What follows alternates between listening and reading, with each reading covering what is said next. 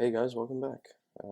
In the last episode, we created two new view holders with two new layouts to kind of accomplish the feel of a header and a footer at the beginning and the end of the list. We've done some primitive modification to our adapter at the moment, but we're just going to dive in and um, complete the implementation now. So. The first thing that we need to do actually is something that we haven't touched upon yet, and we're just going to say we're going to override a new function that's called get item view type. So you can actually see here in onCreateViewHolder there is a view type that is passed into this parameter, to this function. We weren't worrying about it before because we only cared about having a single a single view holder. But now that we're going to have a total of 3 view holders, we're actually going to need to, handle modifying a view type using that view type here, and then actually, having that fuel which view holder we end up returning. So this get item view type is an optional function for you to override, and it is required when you want to start supporting more than one view type. So the idea here is that the system is going to ask your adapter, hey, we're at this particular position, what is the view type that we're trying to that you want to inflate, right? So again, if you could imagine the way the list is going to look, it is going to be something along the lines of header elements 0 to n, and then our footer.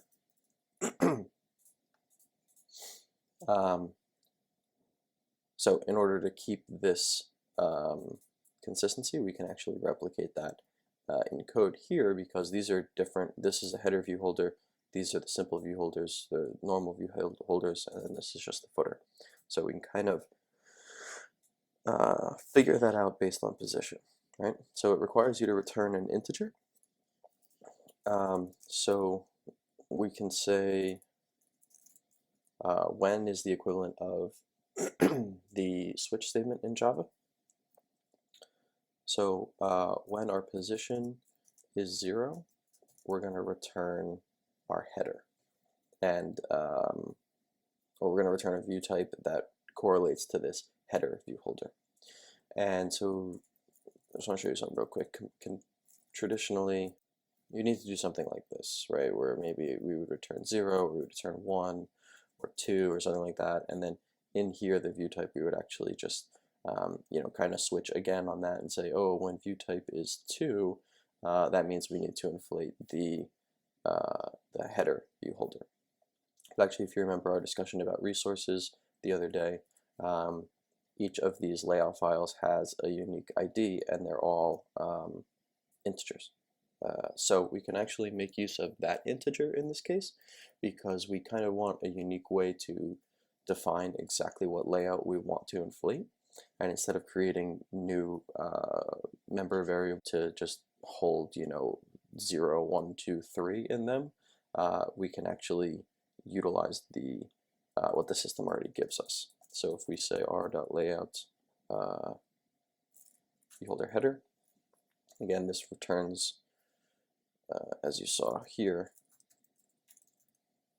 it actually returns an integer. So this is going to return the the integer that is in the r.java file that correlates to this particular layout file when at build time that it gets assigned to.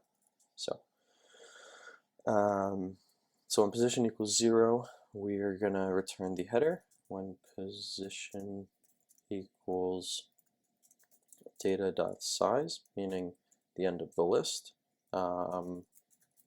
we're going to do footer. Oh, sorry, wrong syntax there. And then we're just going to say else r.layout the view holder text view here. When with subject should be used. Yeah, I guess we can actually do that. So again, we're just going to option enter. And so that kind of puts it here instead of having it in these two things, in these two like little blocks or cases. It kind of evaluates, you know, when position is 0, is data.size, else. And then these are the blocks that run. And then I guess if you have more going on than just a single line, you can cut this. You can put them in, you know, squiggly brackets, and then you can do a whole bunch of other stuff, you know, in here. But to keep this simple, we're just gonna use this syntax to, you know, basically handle describing this particular layout that we want to accomplish to the adapter. So we've gone ahead and actually modified the view type that is going to be returned at each particular position, and so now we need to make use of that here. So on create view holder, we're still only creating a simple view holder, and in this case we're actually creating 152 of them instead of 150 because we're adding this 2 here because we need the support for the header and footer. So if we left this as is, this would actually crash because it would hit an index out of bounds at some point when we try to reference data at a position that we don't actually have. So we need to make sure that we're handling that. So again, we're going to use a when statement. I'm going to say view type, and so when it equals the header, we're going to do something. We're going to return the simple header. When r.layout equals footer, we're going to return the footer view holder. And then when r.layout, or sorry, and then else, we're going to do that. And the reason that we're using else here is you can actually see that the IDE is kind of complaining, saying that it must be exhaustive, and in this case it needs to have an else branch because it's of type integer. It really needs to, you know, this needs to be able to encapsulate the logic for any possible integer. So right now we're only defining, you know, very specific cases, right, where let's say it equals 1 or 2, and then the code's like, or the IDE is like, well, yeah, what happens if it's like 487,312? You know, what happens then? So that's why we need this else case here. That's why we did it here as well. And much like the how we set things in here, no, where is it? How we set this color, assigned it to basically like the response of this if statement, we can do the same thing here. And so that's why this is all kind of inlined here. When we say return and then when, it's actually going to end up returning this variable, or this variable. And same thing can be said here when we're doing return when this variable, or this variable. So you can kind of, instead of having to set, you know, val view type equals when this, and then return view type, you can kind of just like inline it and condense it a little bit so that it just seems like, you know, a little bit cleaner, a little bit, I don't know, just a little more manageable, less code to write. And, you know, once, hopefully that syntax makes sense to you, but if not, once it does, you know, you'll kind of just, that'll just be the way that you're, you know, you'll start to think about this kind of a situation. Okay, so we've modified the view type to return the correct one at the position. We've modified the creation view holder to respect which integer we're returning from the view type, and then therefore we return the correct view holder based on that. And now we have just to modify this on bind view holder. And so before I said we can do this as a kind of a brute force approach because we knew that every holder that was being passed into here was going to be a simple view holder because we were only dealing with one view type. Well, you know, now we're kind of beefing this out and handling more than just one view type. So we need to be able to handle, you know, the header and the footer view holders being passed in here.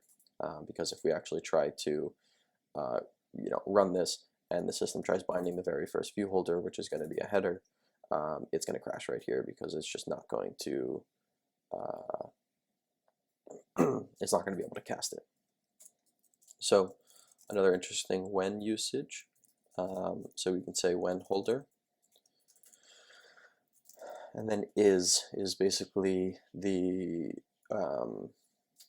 comparable way to in Java that you would write like instance of. So if it is a simple view holder, then we can actually do this. We can then just call holder.onBind. And what's quite nice is that the IDE is smart enough to know that holder, if it is an instance of this, if that's true, when you use it, it already knows. So there's no casting that needs to happen. So it says here the smart cast has actually already happened for us under the hood. So we don't actually need to like explicitly say, okay, yes, it is this type, so therefore cast it to it and then operate on it. Colin's smart enough to know that. So that's a welcome change as well. So the simple header view holder, we will say on bind with our header tech. Oh, right, because it's nullable. So let's actually just handle that in the header. Okay, we'll come back to that in a second.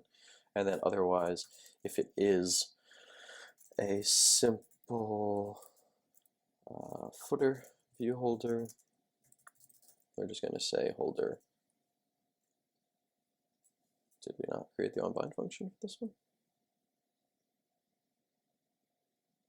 Oh, oBind, not onBind. Silly. Okay. So we don't pass any information into the footer view holder, so we're just calling the like onBind, which just ends up binding the click listeners, but doesn't actually do anything as far as we don't need to have any data come in. Yeah. So these things are freaking out because it's saying that they could be private, so I'm just going to go ahead and make them private. Another good use of the Control G right here. Makes your life a little easier. And then I said, we'll come back to this, right? We're binding a nullable text. So let's just say text to display equals header text, Elvis operator, no header for you. And then we will display this text to display. So again, we introduced the Elvis operator a few episodes ago, but this is just going to say, the variable text to display is either going to be the header text if it is non-null. If it is null, then it's going to default to this value here.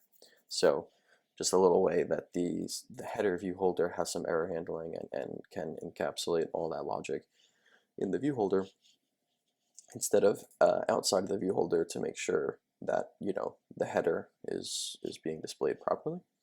And then the last thing that we need to do here is we actually need to update our setData function because we are now taking a new parameter, the header text. We can either pass null in, and that will cause the view holder to say, no header text for you or whatever it is. So let's just say soccer stuff because there's other soccer stuff on the screen here. So now when we rerun things, we should see a header above the list and a footer below the list here.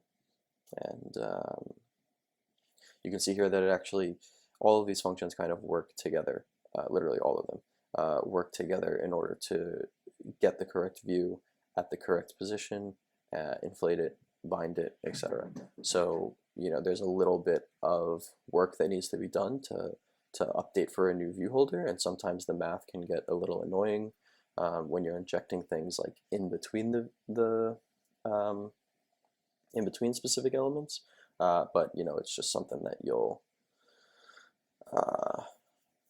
have to either figure out, or you can modify your data in a way that maybe your data is a list of a wrapper object, and then you can find out, based on that object, because you have the position here, you can have a particular helper function on the object to let you know, like, yes, this is the header, yes, this is the footer, and no, this is just the regular stuff. So you can modify your data in a way that helps map this out in a linear fashion, but right now we're kind of just like injecting the views at the top and the bottom. But we have soccer stuff here as our header. See, it completely scrolls off, and if we scroll all the way down, we will have a crash. Wonderful. And we will have a crash because if we take a look at it, index out of bounds exceptions in exception 151, size 150. So that's actually referring to, it should tell you here. Yeah, that's actually referring to this issue right here. And so because we added 2 here to the item count, right? And we're following this pattern with a header and then the elements come after it. Actually, let's see, I can rerun it and show you as well. The first element in this list is actually element 1 because we're telling it to bind data at position. This position is not actually 0, right? Because this has position 0. This is actually position 1. So we've actually lost the first element in our list, and now we're actually trying to reference the 151st element in the list when we scroll all the way down of a list that only has 150. So actually what we will need to do is say position -1, so that because the first time this runs, it is already at position 1. And so we actually want to bind data at 0, so we need to kind of subtract 1 from it because we have the header up top. And so previously when I said we were binding things like in tandem, like perfectly 1-to-1, that's what I meant, where it was like this position just lined up with the position of the data in the list, and everything was simple and easy. And this, I actually forgot to modify this, but it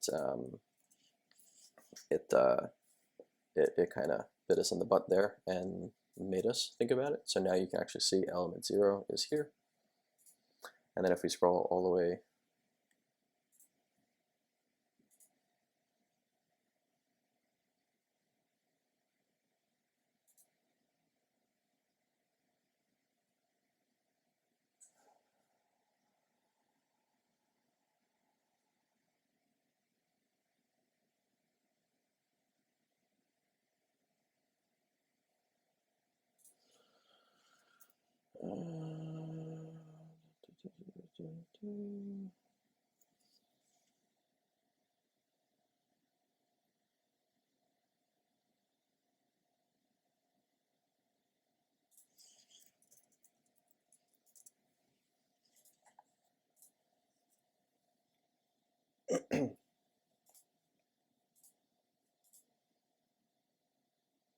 Mhm, mhm.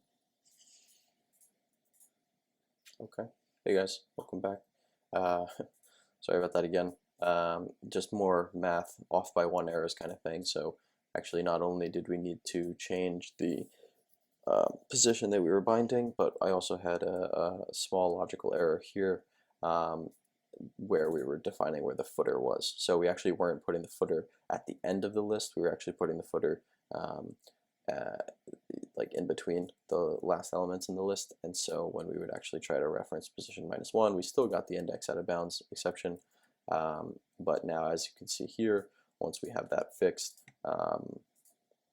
you can see the header, all of the elements from 0 to 149 are there properly, and then our left and right buttons are here with the them being binded and the click listeners firing some log statements. So as I said, the math of handling things like this, modifying things like this, can kind of escape you, and I apologize. Trying to teach and talk out loud, just kind of forgot some key elements here, but you can see that you kind of need to offset things a little bit, and if you could imagine having more of a complex layout here, that the math could get pretty hairy pretty quickly. So it's usually best to kind of modify and set up your data in a way that your data can describe the fact that, you know, the data would be a list of 152 items. The first one in the list would be a header, then you would have all your items, and then the last one in the list would be your buttons. It's kind of a little simpler approach to managing multiple view types, because you can kind of just work off of this list instead of having to do this, you know, arithmetic in place. But nevertheless, it is obviously possible, and I apologize for kind of fumbling, but you can see a little bit there of you know, exactly how much you need to consider when you're trying to do specific things, and in the grand scheme of things, adding something at the front and the bottom is a pretty like simple modification to a list. So it can definitely get more complex as you move forward. But there are a few ways to handle that. There actually is a third-party library that I prefer to use, and for a variety of reasons, and we will get into that at some later date. But for now, I want you to at least understand, you know, what's going on under the hood, how to modify view types based on the position, how to create different view holders, how to actually bind those view holders. You know, this is a simple example, but it definitely demonstrates like the power and the capability of you know, a recycle review. And we will, in the next video, we'll push this element here that exists in our XML. Maybe we'll change that to be the header of this one, and so instead of the soccer stuff text view, so then we can actually kind of get this entire screen scrollable and get to the point where we want to build, you know, a screen of those. So thanks for tuning in, sticking by. Hopefully you learned a thing or two, and I'll see you in the next one where we just continue going.